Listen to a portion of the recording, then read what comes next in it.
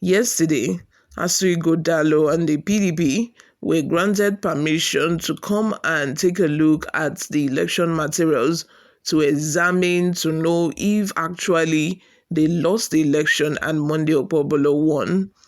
You guys would not believe what happened yesterday as they were examining the election materials.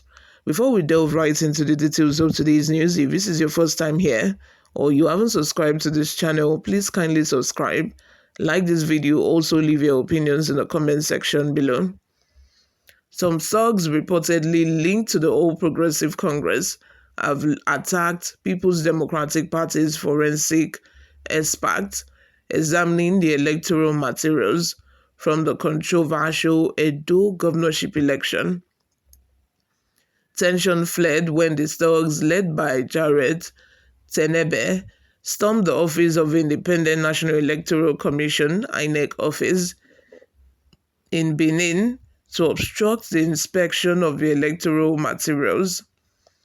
The disruption came after the resident electoral commissioner (REC) of Edo State, Anogbom Onoha, issued a statement extending an open invitation to all parties and their representatives to participate in the inspection process. This happened despite the fact that the PDP had secured a court order specifically to inspect the bimodal voter accreditation system (BVAS) machines. The resident electoral commissioner's statement allowed the APC to send a delegation of lawyers and youths, led by the APC state chairman, to interfere in the process. The situation escalated when INEC's head of legal, Rita Amadi, announced that the inspection of the BVAS machines was to begin as mandated by the court order.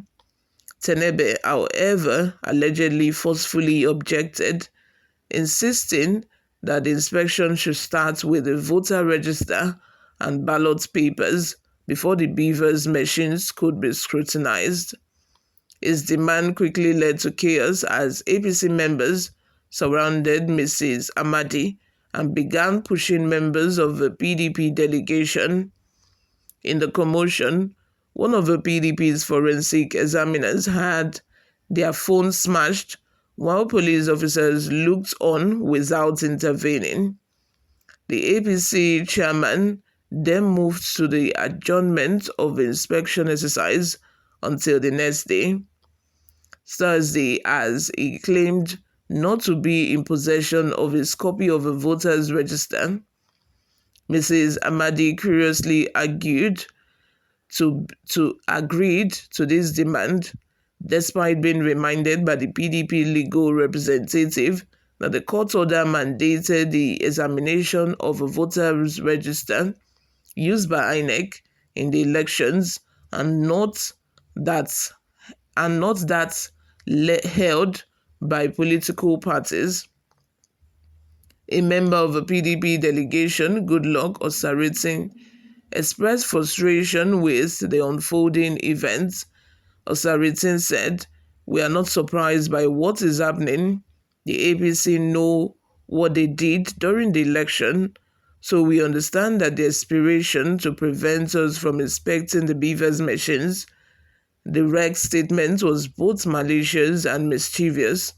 It opened a window for the APC to come in to disrupt the exercise. As we speak, they have adjourned the inspection, once again failing to comply with the court order. These are the usual delay tactics INEC uses to obstruct the pursuit of electoral justice. The APC's actions and INEC's complicity are a clear attempt to sabotage our case. But while we remain committed to peaceful conduct, this should not be mistaken for powerlessness, Osaritin noted. Also, with just 48 hours left before the deadline to submit their petition, the PDP and Ighodalo face increasing uncertainty over whether the inspection of the BVAS machines will be completed in time. The deliberate obstruction by APC members and the apparent inaction of INEC has cast doubts over whether justice will be served in what many are calling a critical moment for the future of Edo State democracy. It is very obvious that this is a delay tactic on the part of Inec. They know that the PDP just have less than 48 hours before the deadline, before they are able to file their petition. So they are trying to use all of these small delay tactics to delay them so that they would not be able to accumulate enough evidence that would make them be able to go to the courts.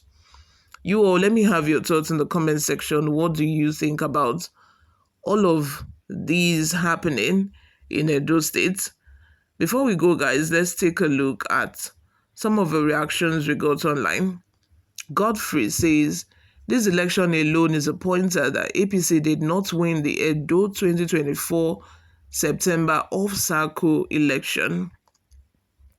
Sonny Agono says, the inspection should be done not in a rowdy manner, and since about 17 political parties feature candidates in the election, they are all stakeholders and they need to be witnessed in the recounting or rechecking exercise. Onyinye Anesi, police officer didn't do anything. Earlier, you understand that this is a zoo. Better for the earlier you understand this is a zoo, the better for you. John Atadzua says, the chairman of the election petition tribunal said that he has not received petition from any political party. So why are you people drinking stone instead of Panadol?